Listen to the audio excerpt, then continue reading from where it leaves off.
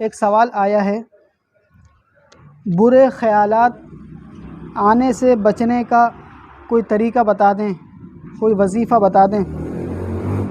سوال یہ ہے کہ ہر وقت برا خیال آتا ہے، اس کے ساتھ ساتھ کیا کیا جائے؟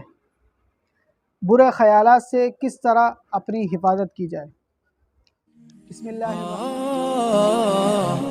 درس قرآن، درس حدیث، اصلاحی بیانات، فقہی مسائل اور وظائف کے لیے مفتی ابو بکر انصاری کے چینل کو بسم سبسکرائب۔ اللہ الرحمن الرحیم۔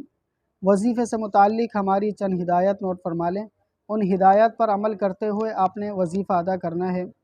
پہلی ہدایت، باوضو رہنے کا اہتمام فرمائیں۔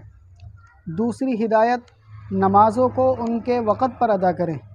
تیسری ہدایت، روزانہ قرآن کریم کی تلاوت کریں۔ چوتھی ہدایت، روزمرہ کی مسنون دعائیں پڑھنے کا اہتمام فرمائیں۔ اور پانچویں ہدایت، آپ علیہ الصلاۃ والسلام پر کم از کم 100 مرتبہ درود شریف بھیجنے کا اہتمام فرمائیں۔ بہرحال اب آپ کے وظیفے کی طرف آتے ہیں۔ واضح رہے کہ شیطان انسان کے وہم سے فائدہ اٹھاتا ہے اور وسوسے پیدا کر کے اسے پریشان کرتا ہے، تاکہ مومن آدمی تسلی سے پاکیزگی کے ساتھ عبادت وغیرہ کی ادائیگی نہ کر سکے اور دینی کاموں میں مشغول نہ رہ سکے۔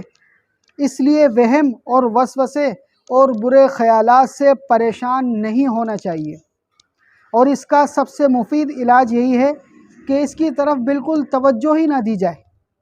نیز شیطانی وسوسوں اور خیالات سے حفاظت کے لیے ان دعاؤں کا اہتمام کریں۔ پہلی دعا، اعوذ باللہ من الشیطان الرجیم، میں شیطان مردود سے اللہ کی پناہ مانگتا ہوں، یہ پڑھا کریں۔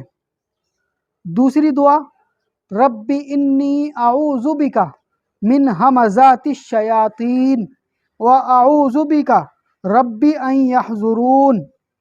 اس کا ترجمہ یہ ہے، اے میرے رب، میں شیطان کے وسوسوں سے آپ کی پناہ مانگتا ہوں اور میں ان کے قریب آنے سے بھی آپ کی پناہ مانگتا ہوں۔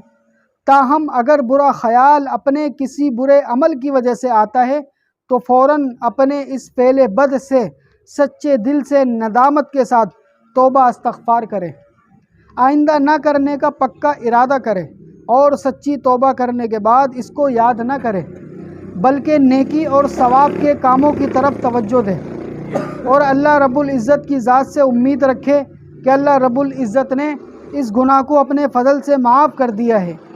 مزید یہ کہ نیک لوگوں کی صحبت میں رہے۔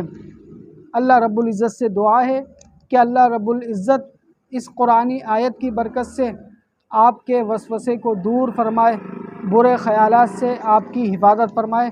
وما توفیقی الا باللہ۔